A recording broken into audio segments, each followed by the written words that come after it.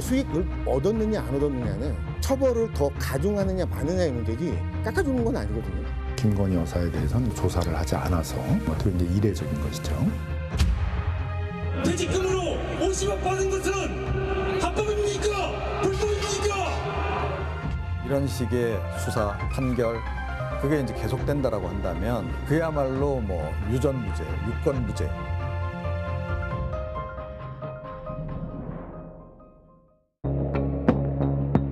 언제부턴가 하루가 멀다 하고 들려오는 검찰 관련 소식들이 있습니다. 압수수색이니 구속영장 청구니 하는 뉴스들입니다. 하지만 국민적인 관심에도 불구하고 검찰이 김칫묵에서 벗어나지 못하는 사건도 있죠. 대통령 부인의 연루 의혹이 일찌감치 제기됐던 도이치모터스 주가 조작 사건입니다. 고발장이 접수된 지 이제 3년이 다 돼가고 주가 조작 일당에겐 최근 1심에서 유죄가 선고됐는데요.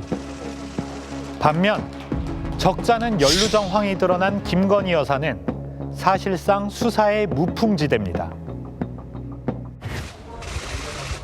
도이치 주가 조작 사건의 1심 판결이 내려진 지난 10일 재판부는 주범인 권오수 전 도이치 회장에게 징역 2년에 집행유예 3년, 벌금 3억 원을 선고했습니다. 시세 조종을 주도한 A증권사 김모 지점장, 또 이들 두 사람 사이에서 중개 역할을 한 B투자회사 대표 이모 씨도 각각 징역 2년의 집행유예가 나왔습니다. 수십억 원대 자금을 댄 전주 손모 씨에겐 무죄가 선고됐습니다. 모두 검찰이 요구했던 형량보다 크게 낮은 수준의 처벌입니다. 1심 선고 어떻게 생각하세요? 시세조정 혐의 자체는 인정됐는데 이에 대해서 한 말씀 부탁드립니다. 주가 조작은 흔히 중대범죄로 분류돼 엄벌에 처해지는데요.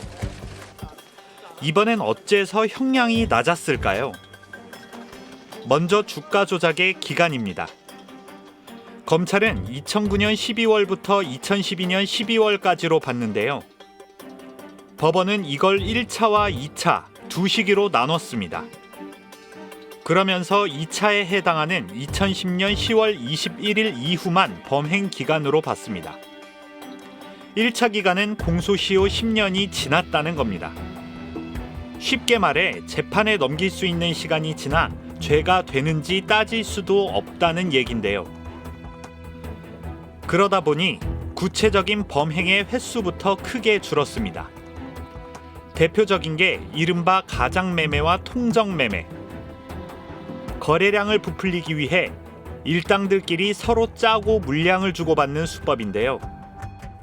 검찰이 재판에 넘긴 522건 중 재판부는 130건만 들여다봤고 그나마도 유죄가 인정된 건 102건에 불과했습니다. 이처럼 범행 기간을 줄여서 판단한 이유, 시세 조종을 총괄하는 실무 기획자인 이른바 주포가 바뀌었다는 겁니다. 따라서 재판부는 2010년 10월 이후부턴 범행의 단일성과 계속성이 유지되지 않았다고 설명했는데요. 법조계에선 이 대목부터 논란입니다. 보통 주가 조작 범행은 여러 회사의 주식을 대상으로 이뤄지지만 이번엔 온전히 도이치모터스 주식만 거래됐죠.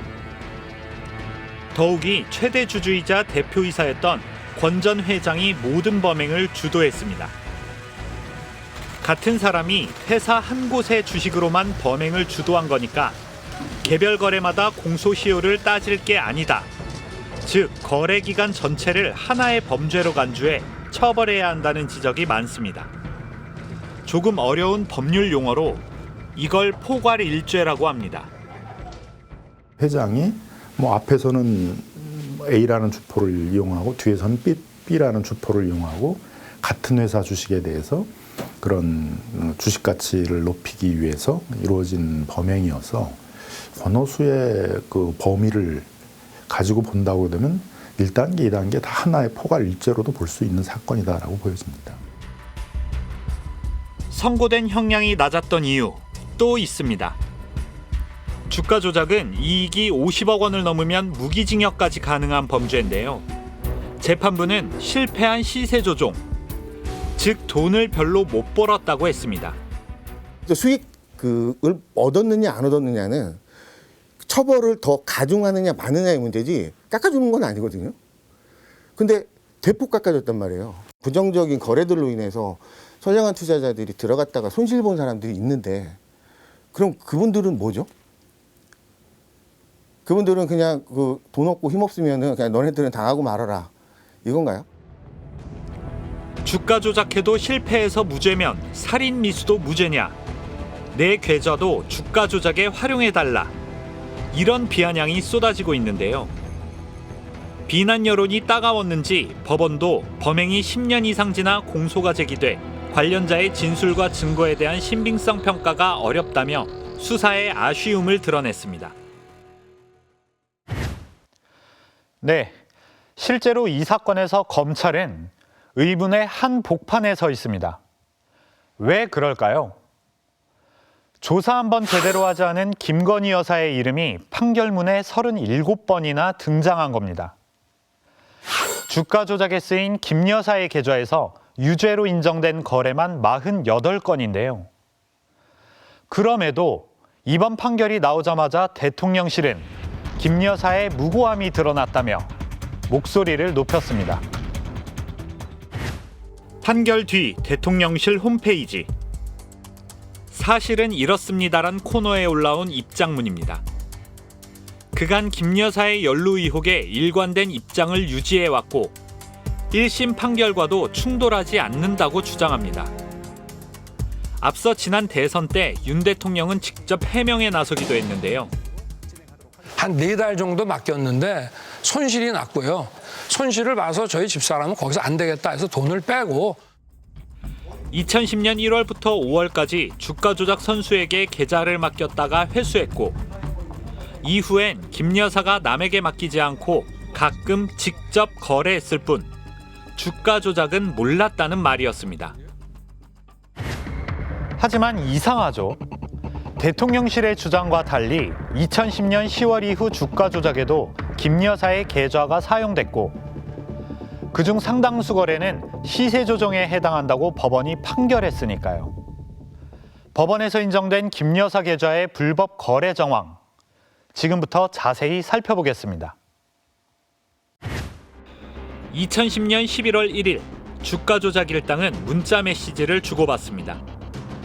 12시에 3,300원에 8만 개 때려달라고 하자 준비시킬게요라고 합니다. 이어 누군가에게 매도하라고 전해달라는 말도 합니다. 7초 뒤 김 여사 명의의 대신증권 계좌에서 대화 내용 그대로 도이치모터스 주식 8만 주를 3,300원에 매도하는 주문이 체결됐는데요. 이 거래에 대해 검사는 법정에서 김 여사가 직접 실행했다고 말했습니다. 김 여사가 주가 조작 세력의 연락을 받고 주문한 게 아니냐, 그런 의심이 깔려 있습니다. 당시 김건희 여사 명의 대신증권 계좌는 영업점 단말로 김건희 여사가 직접 직원에게 전화해서 낸 주문이었어요. 하지만 검사의 이런 말을 듣고도 재판부는 직접 주문한 사람을 확정할 수 없다고 했는데요. 이해하기 어려운 결론이 나오자 예전에 유명 TV 광고를 이용한 풍자가 인터넷에 퍼지고 있습니다. 12시에 만났어 주가 조작 둘이서 만나요 긍정 날매 8만 주 3,300 이른바 짜고 치는 방식의 거래들 더 있습니다. 바로 이틀 뒤인 2010년 11월 3일 이번엔 김 여사와 그의 어머니 최은순 씨 사이에 이뤄졌습니다. 최 씨 계좌에서 내놓은 주식 6만 2천여 주를 김 여사 계좌가 그대로 사들였습니다. 어머니가 매도 주문을 내고 딸이 매수하기까지 겨우 32초 걸렸습니다. 그 다음 날에는요, 주가 조작 세력이 관리하는 또 다른 2명의 계좌에서 주식 10만 주를 팔겠다는 주문이 나옵니다. 매도 주문 1분이 채 못 돼 이번에도 김 여사의 미래에셋 계좌에서 10만 주를 모두 사들입니다. 그러더니 일당들 사이에 이런 문자가 오갑니다. 10만 주 받았음. 두 사람한테 5만 주씩 뺏었음. 이라고요. 이 문자를 보낸 사람은 법정에 나와 기억 안 난다고 말했지만 법원은 미리 짜고 주고받은 거래라며 유죄로 판단했습니다. 굉장히 이상하게 상당히 여러 번 사용된 범죄에 이용된 통장의 명의자인데도 김건희 여사에 대해서는 이제 전혀 조사를 하지 않아서 결국은 그 통장이 어떻게 이용됐냐 여부에 따라서 주범인 뭐 권어수나 그런 뭐 블랙펄 인베스트 같은 회사의 대표의 그 처벌의 정도도 달라졌을 텐데 그런 조사가 안 이루어졌다는 것들은 이제 이례적인 것이죠. 거래 내역 말고도 김 여사 관련 수상한 증거는 또 있습니다. 검찰은 주가 조작 세력의 사무실을 압수수색했는데요. 김건희란 이름의 엑셀 파일이 나왔습니다. 김 여사 명의 계좌인 인출액과 잔액, 주식 수량 등이 자세히 적혀 있습니다. 파일 작성 날짜는 2011년 1월 13일. 이후의 거래 계획을 미리 적어놓은 겁니다. 누군가 김 여사의 계좌를 관리했다는 걸 강력하게 뒷받침하는 정황이죠. 실제 주가 조작 일당이 유죄를 받은 근거가 되기도 했습니다. 그런가 하면 윤 대통령의 장모이자 김 여사의 어머니인 최은순 씨의 가담 정황이 법정에서 공개되기도 했습니다. 2011년 6월 10일 통화를 재현해봤습니다. 내 거 그냥 다 팔아. 싹 팔아. 네? 혼자만 알고 있어. 이거가 3,500원 밑으로 회장이 딜을 해놨대. 이거 주식을 어차피 떨어뜨리지 않으면 성사가 안 된대. 큰일 난대요? 그래서 이거 주식을 떨어뜨릴 그것을 하려고 하나 봐. 그래서 이제 우리 아는 사람에게는 팔으라 하고 미운 얄미운 사람 있잖아. 엿먹으라 하고 내버려 둔대. 4,000원에서 저기 뭐야 될 수 있으면 어떻게 해볼게요. 전화 드릴게요. 최은순 씨가 권오수 전 회장과 시세 조정 계획을 공유하고 있다고 실토하는 거나 다름없어 보이는데요. 법정에 나온 권 전 회장은 최 씨에게 도움을 주려고 한 건데 1년에 한 번 있을까 말까 한 일이라며 부인했습니다. 그러자 검사는 의미심장한 말을 남겼죠. 제가 나중에 제시하겠지만 증인이 최은순 씨나 김건희 씨에게 회사 사정들을 자주 알려준 정황들이 녹취록에 남아있는 게 많이 있어요. 어쩌다 한 번이 맞아요? 사실 권오수 전 회장과 김건희 여사의 인연은 여러 곳에서 확인돼 왔습니다. 권 전 회장은 김 여사가 운영하던 전시기획사 코바나 컨텐츠에 수차례 후원을 했고요. 권 전 회장의 아들은 윤 대통령 취임식에도 참석했습니다. 애당초 김 여사에게 주가 조작 선수를 소개시켜준 게 권 전 회장이고요.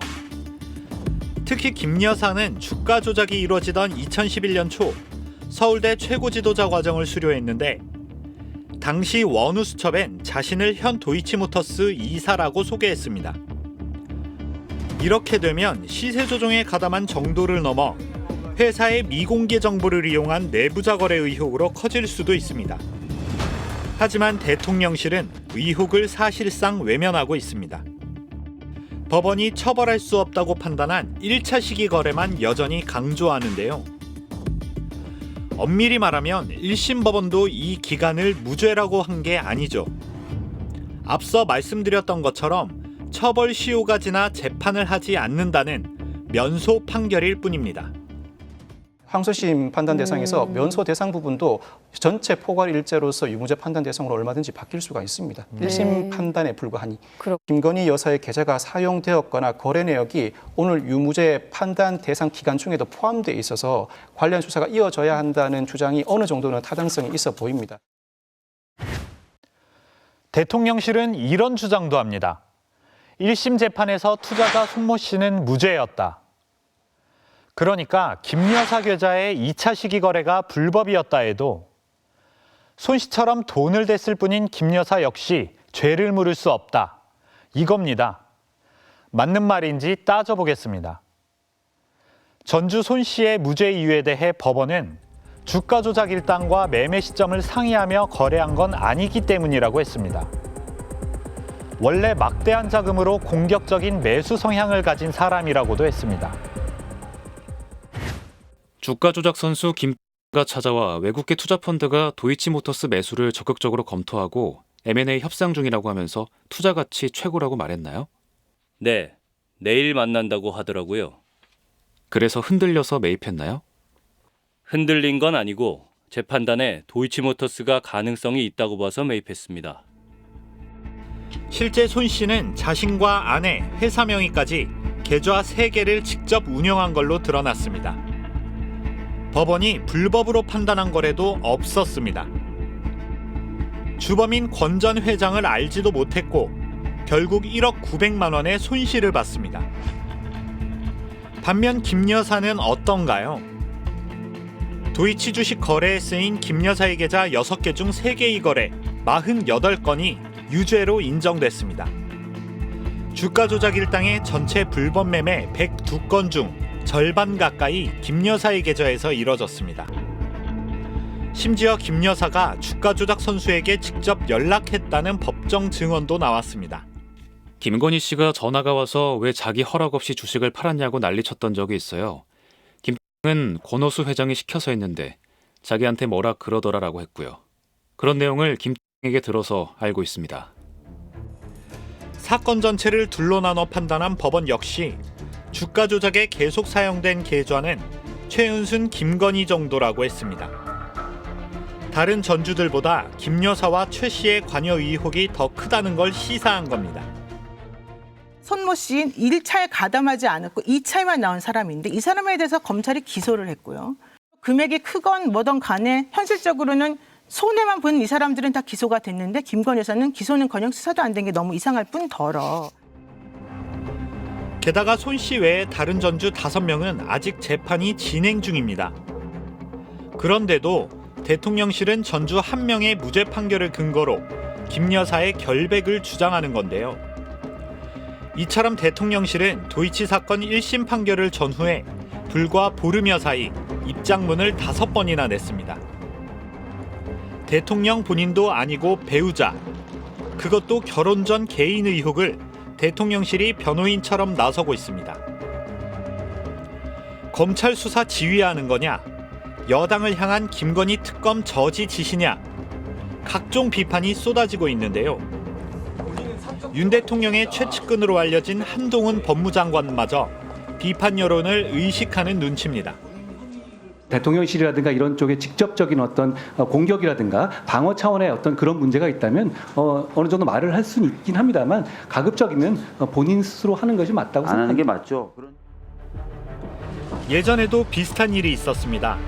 윤 대통령이 검찰총장이던 2020년 3월 장모 최 씨의 가짜 잔고증명서 의혹이 불거지자 대검 대변인실이 연일 해명에 나섰죠.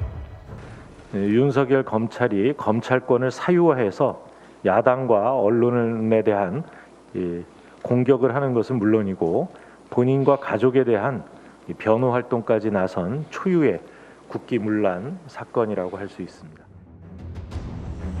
대통령실이 김 여사의 개인적 의혹을 앞장서 방어하는 가운데 이틀 전엔 이런 보도가 나왔습니다.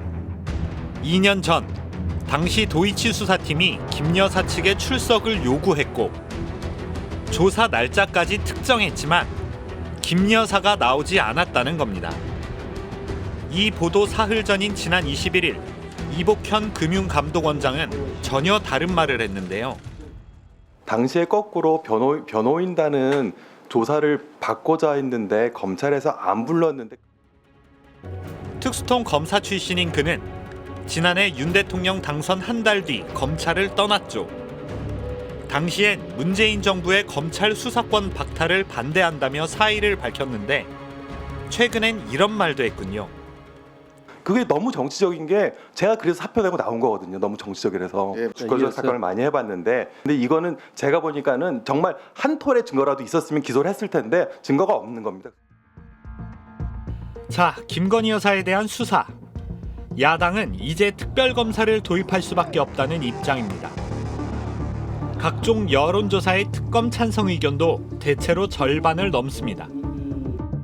이른바 김건희 특검법을 당론으로 발의한 민주당은 국회 밤샘 농성까지 이어가며 공세 수위를 높이고 있습니다.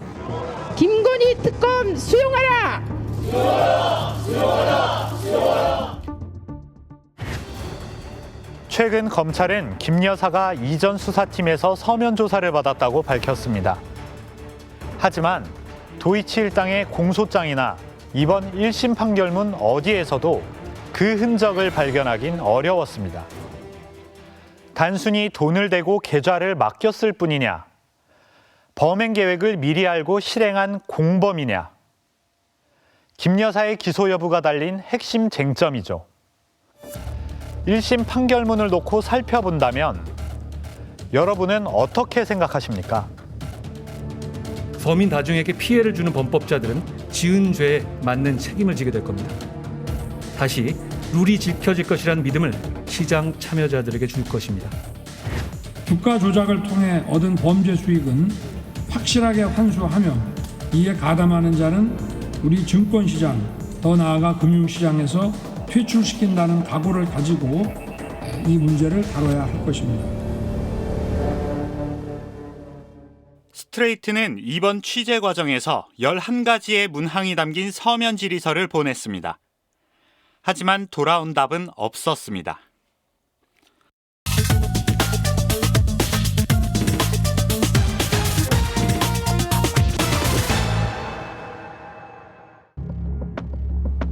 연봉 4,600만 원을 받던 30대 남성. 직급은 대리였습니다. 6년도 채 다니지 않은 회사를 그만뒀는데 퇴직금으로 50억 원을 받았습니다. 대한민국 직장인들에겐 꿈도 꾸기 어려운 신화 같은 이야기죠. 그 신화의 주인공, 바로 곽상도 전 국민의힘 의원 아들입니다. 그런데 아버지가 곽 전 의원이 아니었어도 무려 50억 원을 퇴직금으로 받을 수 있었을까요? 법원은 이 엄청난 금액을 놓고 아버지에게 준 뇌물은 아니라고 했습니다. 오늘 스트레이트는 그 50억 판결 꼼꼼히 따져보겠습니다. 퇴직금으로 50억 받은 것은 합법입니까? 불법입니까? 이런 사람들이 기득권 아닙니까? 50억 판결에 대한 분노는 곳곳에서 터져나왔습니다. 곽상도 아들이 받은 50억이 무죄라고 합니다. 어떻게 50억이 무죄가 될 수 있습니까? 검찰과 사법부가 공무원 거나 다름없지 않습니까? 불을 지핀 건 지난 8일 법원 판결입니다. 곽상도 전 의원에게 1심 법원이 무죄를 선고했습니다. 성남 대장동 개발 시행사인 화천대유 대주주 김만배 씨가 청탁과 함께 돈을 건넸다는 이른바 50억 클럽 등장인물인 곽상도 전 의원.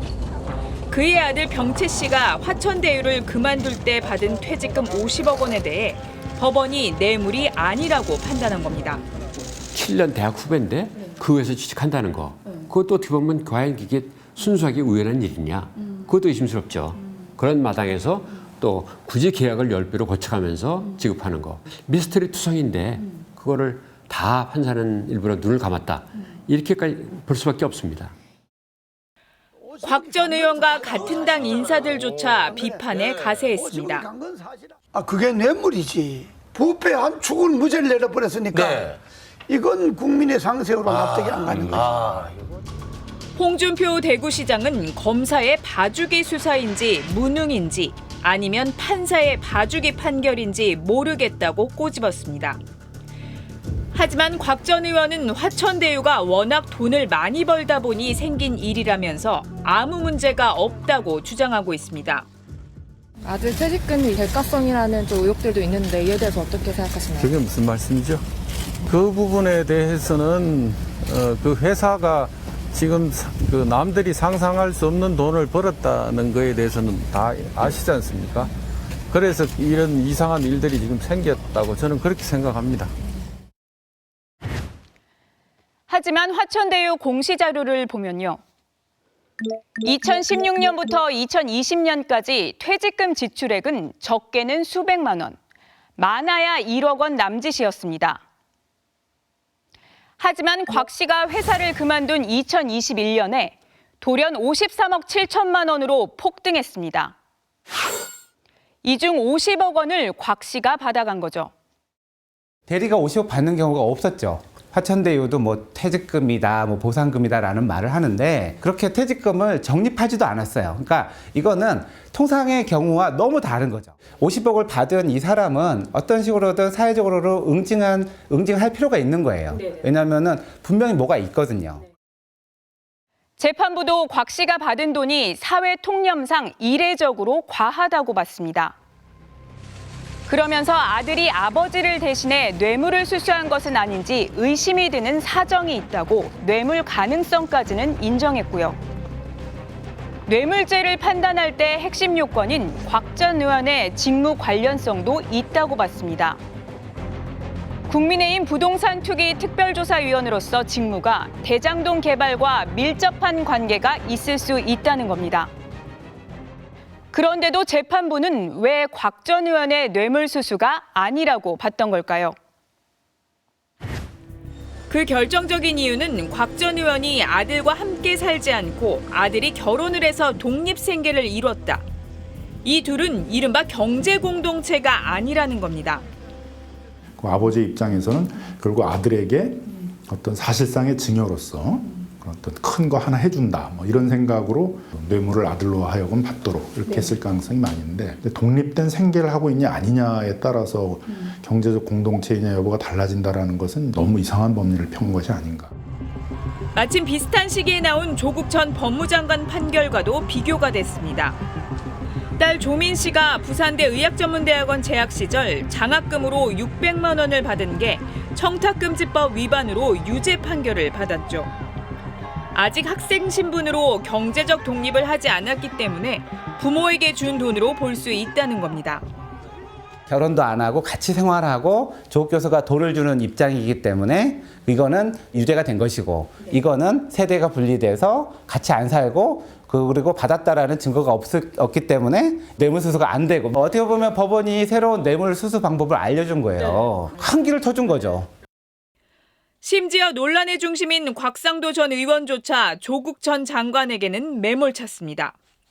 부모하고 부모 간에 서로 얘기가 이제 지도교사하고 간에 얘기가 된 이후부터 이게 돈이 지급됐기 때문에 부모를 보고 부모 때문에 이제 돈이 나간 거다. 저희들이 이렇게 생각할 수밖에 없는 겁니다. 총장님 동의하십니까? 경제 공동체인지 아닌지 여부가 뇌물 사건에서 주목을 받은 계기는 박근혜 전 대통령의 국정농단 사건으로 거슬러 올라갑니다. 경제 공동체는 보통 이혼 소송 등에서 배우자 간 재산 분할을 할 때 쓰이는 법리기도 한데요. 대법원은 재작년 박 전 대통령 판결에서 삼성이 최순실 씨도 아닌 그 딸인 정유라 씨에게 준 말을 박근혜 대통령이 받은 뇌물로 봤습니다. 박 전 대통령과 정유라 씨의 어머니인 최순실 씨가 경제 공동체라는 판단을 내린 거죠. 범죄를 회피하는 수단으로 악용될 여지가 있을 때는 그 두 별개의 법인격을 하나의 경제 공동체로 묶어서 평가하는 것이 오히려 상식에 부합하는 결론을 낼 때가 있는 것입니다.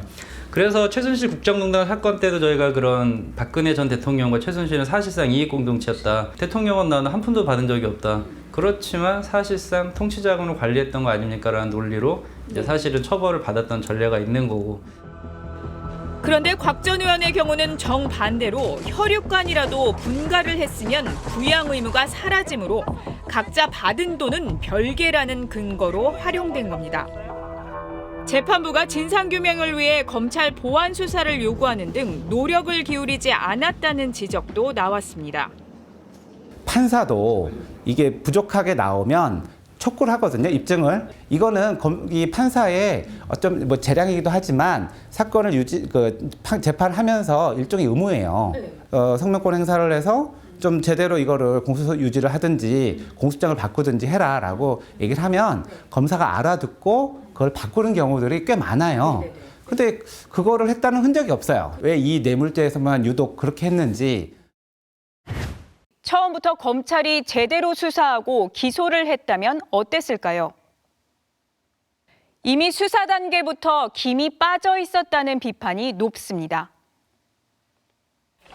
검찰이 곽 전 의원과 아들 병채 씨의 수사에 착수한 건 재작년 9월입니다.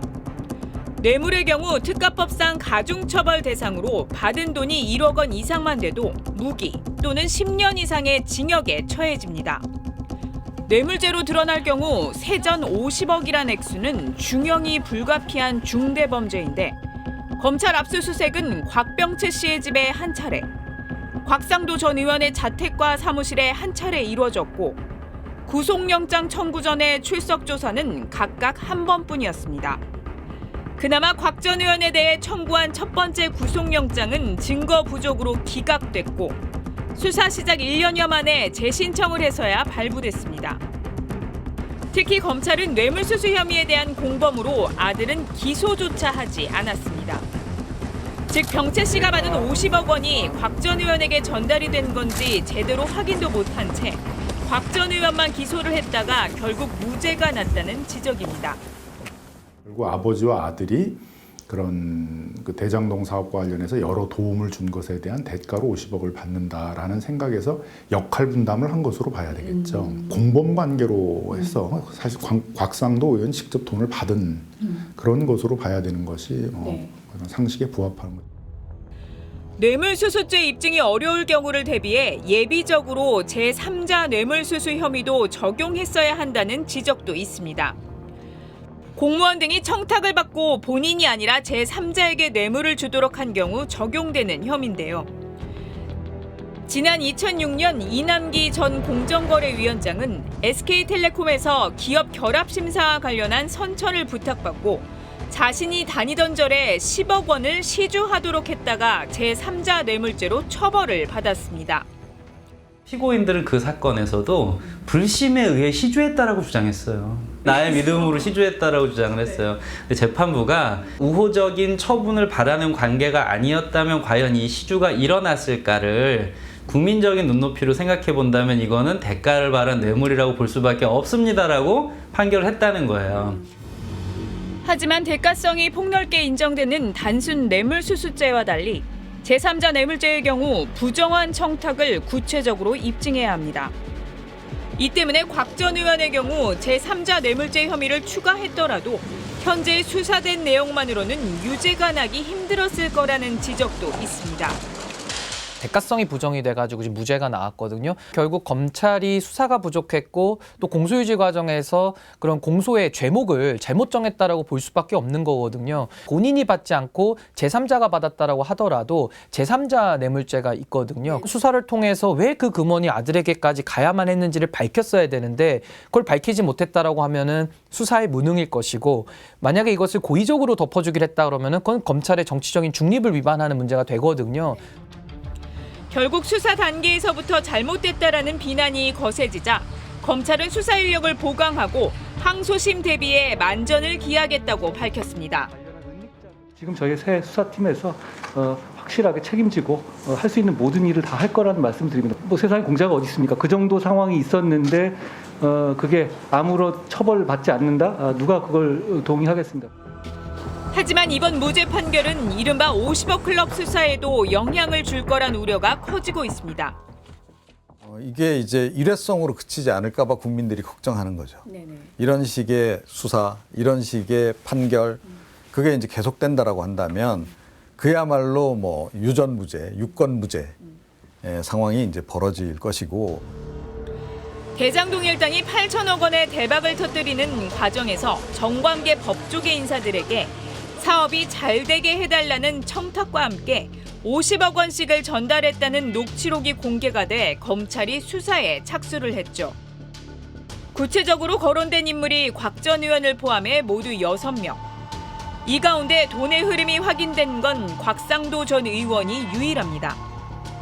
박영수 전 특별검사의 딸도 화천대유 직원으로 채용돼 11억 원을 대출받았고 재작년 대장동 아파트를 분양받아 8억 원의 시세 차익을 본 사실이 확인됐지만 이후 추가로 밝혀진 건 없습니다.